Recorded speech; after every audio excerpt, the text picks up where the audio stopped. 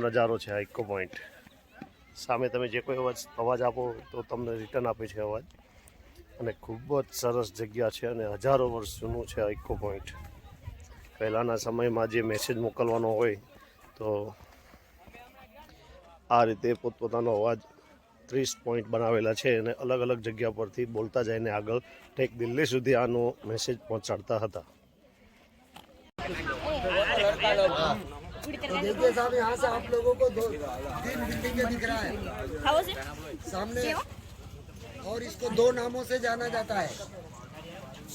3 बिल्डिंगें देख ली आप लोगों ने. अंदर एक रेड पत्थरों का वो सामने दिख रहा है, दूसरा उधर बैक साइड में, और तीसरा ये बीच में. फर्स्ट नाम इसका एको पॉइंट, सेकंड नाम इसका दाई और दाई की बहन का महल. ये जो दाई नाम आप सुन रहे हैं, उस जमाने में एक लेडीज डॉक्टर को दाई कहते थे. उस डॉक्टर का एक कहना था कि जब भी हमारी किसी को जरूरत पड़ती है, हमारे उधर कोई भी नहीं आएगा. उधर किसी को एंट्री नहीं थी, एनी टाइम कोई सा भी वक्त हो.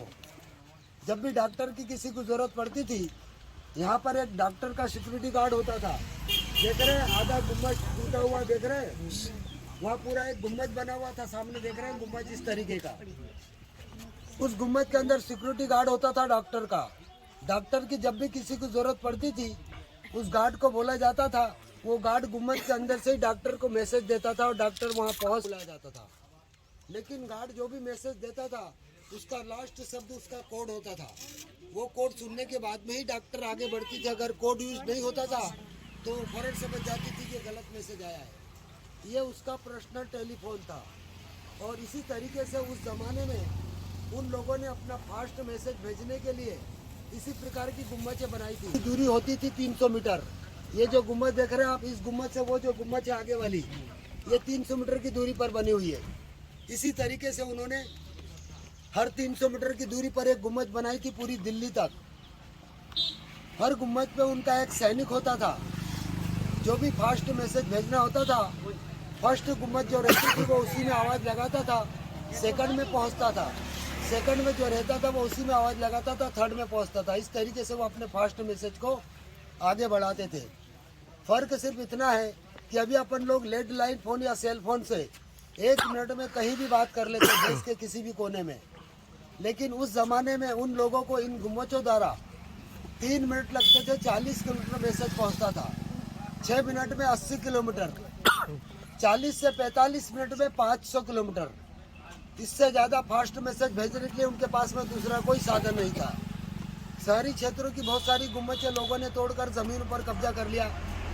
ग्रामीण क्षेत्रों में आज भी आपको इस प्रकार की बहुत सारी गुम्बदें देखने को मिलेगी. तो ये उस ज़माने का टेलीफोन से कनेक्ट के लिए बनाई गई थी. वो गुम्बद टूट गई है, इसलिए यहाँ से अपन जो भी आवाज़ लगाते हैं और जो भी अपन बोलते हैं, उसका लास्ट शब्द उधर से रिटर्न होता है. लास्ट शब्द जो भी बोलेंगे, और ऐसा जरूरी नहीं कि कोई एक ही आवाज़ लगाएगा तो उसी का सिग्नल रिटर्न होगा. एक साथ जितने लोग आप खड़े हैं, सभी अगर बोलेंगे तो सभी का जो भी बोलेंगे लास्ट शब्द उधर से रिटर्न होगा. वो गुम्बद टूट जाने के कारण यहाँ से थोड़ा जोर से बोलना होता है. पहले गुम्बद से ही कम गुम्बद कनेक्ट था. तो सुनिएगा, पहले मैं लगाता हूँ, आप लोगों को कुछ सुनाता हूँ, उसके बाद में आप सभी लोग लगाइएगा और सभी का आवाज़ आएगा. सुनिएगा. रेडी? Hello hello. मैं यहाँ से बोलूंगा भारत माता की, आप सब जय बोलिए और सभी अपना अपना आवाज पर रिटर्न आएगा. ठीक है, ये शूटिंग एक साथ बिल्कुल ज्यादा लंबा नहीं खींचना है. रेडी? भारत माता की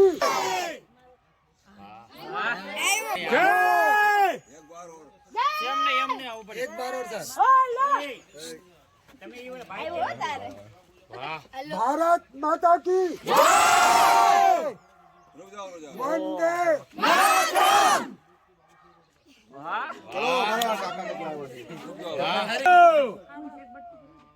आप लोग नाराज है, कुछ है बराबर, कुछ है.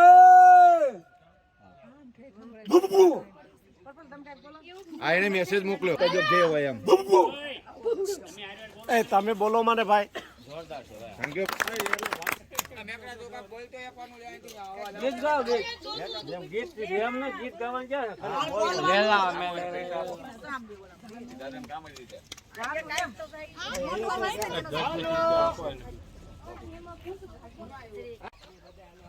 ઇકો પોઈન્ટ છે ભાઈ, ઇકો પોઈન્ટ.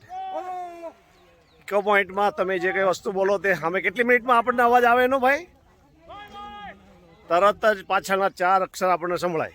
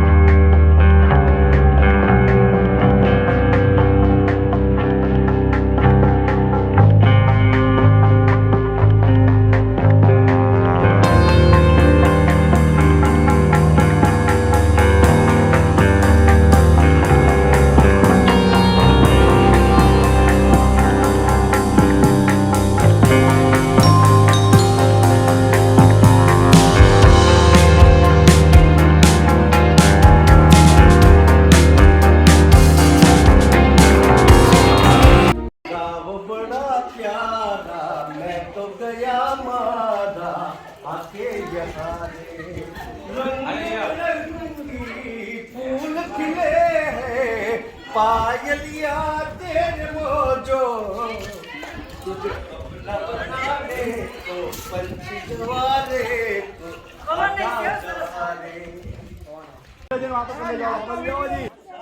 तो गलियों से मुस्कान है तेरा देख के कुदरत भी है चलो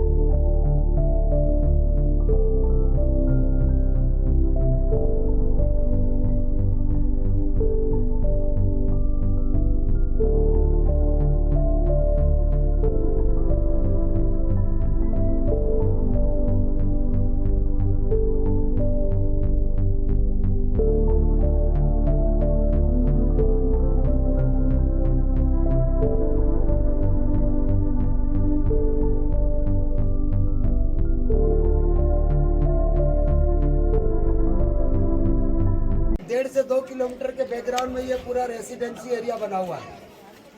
इसके अंदर मेन 8-10 पॉइंट आप लोगों को देखना है 1-1.5 घंटे में, सनसेट के पहले। सनसेट भी जाना है। अगर एक ही पॉइंट पे आप लोग फोटो में ज़्यादा समय लगाएंगे तो अपन ये मेन पॉइंट भी इसके अंदर देख नहीं सकते 1-1.5 घंटे में। ये मेन है जो बता रहा हूँ। यूँ पूरा दिन अगर आप इसके अंदर घूमते रहो तो भी कम पड़ता है। इसके अंदर मेन 8-10 पॉइंट कौन से? जहाज महल, इंडोला महल, चंपा बावड़ी, शाही महल, हम्माम, नाहर झरोखा, नाटेगरी, ये मेन पॉइंट है जो अपने को 1-1.5 घंटे में देखना है। इस कॉम्प्लेक्स के अंदर 12वीं सेंचुरी से 1699 तक जितने भी शासक मांडू में आए उन्होंने सबने अपने रहने का रेसिडेंसी एरिया इसी को बनाया था। उज्जैन से जब राजा भोज शिकार करने के लिए मांडू आते थे, जितना भी समय इस मांडू में रुकते थे तो उन्होंने अपने रहने के लिए, रुकने के लिए इधर बाजू में एक लेक बना, उस लेक के अंदर एक बिल्डिंग बनाई थी जिसको जल महल का नाम दिया था उन्होंने, जो आप आगे से देखेंगे। अभी अपन जिस बिल्डिंग के अंदर खड़े हैं उस बिल्डिंग को जहाज जाता है। सेकंड जो शासन हुआ था उस पीरियड में भी इस कॉम्प्लेक्स के अंदर बहुत सारे कंटेक्स। मुगल पीरियड में जो इस्माल थे, छोटे थे, उनको बिग आकार दिया उन्होंने, बड़ा आकार दिया और बड़ी बिल्डिंग बनाई। अभी अपन जिस बिल्डिंग को देख रहे हैं इसको जहाज महल के नाम से जाना जाता है। एक्चुअली बिल्डिंग जहाज के आकार का नहीं है, लेकिन गयासुद्दीन खिलजी ने 1440 में 1440 में इसका नाम कन्वर्ट करके जहाज महल रखा था।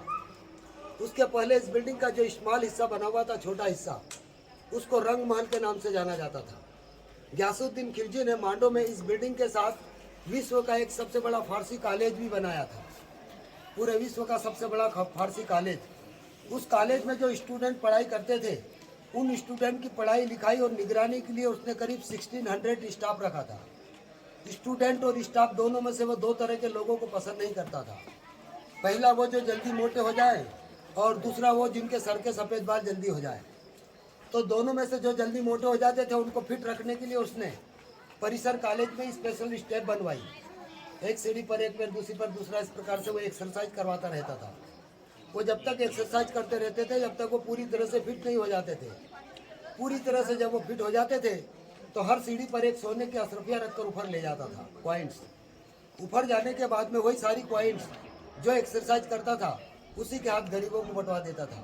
तभी से उस परिसर कॉलेज का नाम रख दिया अशरफी महल। जिसके वाइट बाल जल्दी हो जाते हैं, तो ब्लैक करने के लिए सामने वाला लेक बनवाया। अभी उसको वर्तमान में कपूर तालाब के नाम से जाना जाता है। लेकिन गवर्नमेंट के पास कोई ऐसे डॉक्यूमेंट्स नहीं है कि अभी जो नाम अपन सुन रहे हैं वो ओल्ड है। गवर्नमेंट ने बहुत सारे नाम हुलिया और आकार देखकर भी रख दिए, क्योंकि गवर्नमेंट के पास कोई आज तक कोई डॉक्यूमेंट्स नहीं है ओरिजिनल। उस लेक में केवल उस समय वही लोग नहाते थे जिनके वाइट बाल जल्दी होते थे। ब्लैक करने के लिए उस लेक के अंदर वो लोग कई प्रकार की जंगल की जड़ी बूटियाँ डालते थे और फिर नहलाते थे, तो ब्लैक वाइट के ब्लैक बाल हो जाते थे। तो एक लेक सामने वाला और एक लेक इधर बाजू में मूस तालाब, दोनों लेक का पानी, इधर एक वाटर टैंक बना हुआ है। बिल्डिंग के ऊपर जाएंगे तब अपन देखते हैं उस सीढ़ियों से नीचे उतरेंगे। दोनों लेक का पानी उस वाटर टैंक में इकट्ठा किया जाता है, और जितना भी ये रेसिडेंसी एरिया बना हुआ है, पूरे रेसिडेंसी एरिया में यूज़ करने के लिए पानी फिल्टर करने के बाद पहुँचाया जाता है। पूरे रेसिडेंसी एरिया में यूज़ करने के बाद वही पानी वापसी वहीं पहुँचता है जहाँ से वो लेकर आते थे। यानी कि मेरा मतलब कहने का यह हुआ कि वो अपने लेक का सी लेवल हर रोज़ यूज़ करते थे, लेकिन सी लेवल कम नहीं होता था। जब तक अगली बारिश पूरी तरह से हो नहीं जाती है, तब तक वो अपने लेक का सी लेवल कम नहीं होने देते थे। यूज़ हर रोज़ करते थे, लेकिन सी लेवल कम नहीं होता था लेकिन बहुत कम। अगर साल 2 साल बारिश नहीं भी होती है उनकी, तो उनको ये टेंशन नहीं रहता था कि पानी कहाँ से लाना है, स्टॉक में उनके पास में रहता था। तो बिल्डिंग के इस कॉर्नर पर और एक बिल्डिंग के ऊपर इस कॉर्नर पर, दोनों कॉर्नर पर उन्होंने फिल्टर करने के फिल्टर प्लांट बना रखा था, जो रिटेल में ही देखेंगे आप लोग। यहाँ से एक बिल्डिंग आगे देख रहे हैं 200 मीटर की दूरी को, गदा शाह की दुकान के नाम से जाना जाता है। गदा शाह की दुकान मांडू के अंदर जब 7 से 8 लाख की पॉपुलेशन थी, उस पीरियड में किराना की केवल एक दुकान होती थी, जो पूरी बस्ती को राशन सप्लाई किया जाता था। वो उनकी आम के पेड़ के बैक साइड में उनका रेसिडेंसी था। रेसिडेंसी के बैक साइड में उन्होंने किराने का स्टॉक रखने का था। वनस्पति, घी और तेल का स्टॉक रखने के लिए यहाँ से 3 किलोमीटर आगे एक सोनगढ़ का फोर्ट बना हुआ, सोनगढ़ का किला। उस किले के टॉप लेवल पर उन्होंने पानी के कुएं जो होते हैं, उस आकार के 10 टैंक बनाए थे, जहाँ पर उन्होंने वनस्पति, घी और तेल का स्टॉक करके रखा था। आज भी जब बारिश का पानी उन कुओं में इकट्ठा होता है, तो आधे कुओं में एकदम वाइट पानी नज़र आता है और आधे कुओं में आम पानी की तरह नज़र आता है। कुओं के दोनों साइड में 700-800 फीट गहरी नीचे खाइयाँ हैं। कुओं तक जाने आने का ब्रिज बना रखा है, एक पुल, जिसको देखने के लिए पूरा दिन चाहिए और पैदल का भी चलना होता है। अब अंदर से थोड़ा देखते हुए बिल्डिंग के आगे चलते हैं। यहाँ पर हिंडोला महल, शाही महल, चंपा बावड़ी, नहार झरोखा, नाट्यगृह, हम्माम, ये मेन पॉइंट है। आप लोग थोड़ा सा पहले मेरे साथ घूम लें, उसके बाद में जो अच्छी जगह आप लोगों को लगे वहाँ फोटो शूट करने का है। अगर साथ में सब लोग एक साथ घूमेंगे तो सभी पॉइंट देख लेंगे। हाँ, फिर आप लोगों को जहाँ जहाँ अच्छा लगे वहाँ अपने ग्रुप के हिसाब से फोटो लेंगे।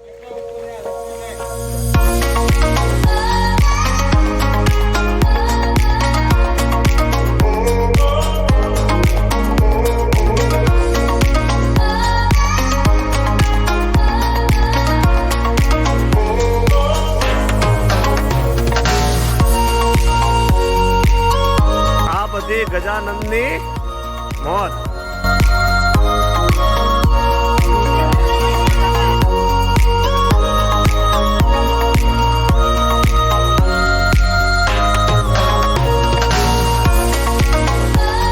रेसिडेंसी एरिया में पीने का पानी इस टैंक का यूज किया जाता था। यहाँ से आप लोगों को नीचे कुछ सीढ़ियाँ देख रहे हैं। जितना भी ये रेसिडेंसी एरिया बना हुआ है और इसके अंदर जितनी भी बिल्डिंगें बनी हुई है, सभी बिल्डिंगों से अंडरग्राउंड रास्ता बना गया था इस वाटर टैंक में आने जाने के लिए। और ये रास्ता उस वक्त ज्यादा यूज किया जाता था जब ऊपर फाइट चल रही हो या इलाके को दुश्मनों ने घेर लिया हो, पानी की जरूरत पड़ी तो ऊपर आकर पानी लाने ले जाने की जरूरत नहीं पड़ती थी। अपने अपने महलों से अंडरग्राउंड आते थे, पानी भर करके वापसी अपने महलों में पहुंच जाते थे। पानी भरते समय अगर दुश्मन ऊपर से देखने की कोशिश भी करता था तो उसको ऊपर से यहाँ कुछ दिखाई नहीं देता था। जैसा अभी आप लोगों को नीचे सीढ़ियाँ दिख रही है और गेट दिख रहा है, यह उस समय नहीं दिखाया जाता था। पानी का जो लेवल होता था वो नीचे की सीढ़ियाँ और गेट को दबा के रखता था। पानी भरते समय भी अगर वो लोग भरते हैं तो उनका ऐसा डर नहीं रहता कि दुश्मन ऊपर से देख रहा है, ये दबा हुआ रहता था नीचे जो गेट देख रहे हैं आप। ब्रिटिश शासन जब लगा था अपने यहाँ उस पीरियड में, उन्होंने इस वाटर टैंक के अंदर उधर कॉर्नर पे पंप लगा था, देख रहे हैं लोहे का पंप लगा है ब्रिटिश काल का। बाहर एक गेयर और लगा हुआ है जिसके ऊपर एक हैंडल और होता था, जिसको घोड़े हाथी द्वारा घुमाया जाता था, वो घूमता रहता था और पानी बाहर सप्लाई होता था। अब आगे चलेंगे, हिंडोला माल देखेंगे।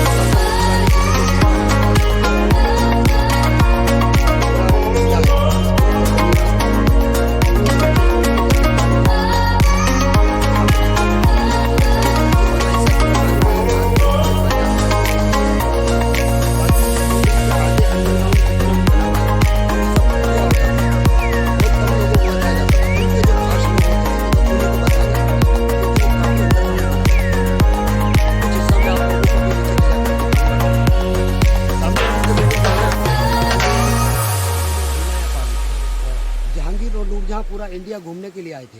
पूरा इंडिया घूमने के बाद लास्ट मांडू आए थे। मांडू आने के बाद में नूरजहाँ को ये एरिया बहुत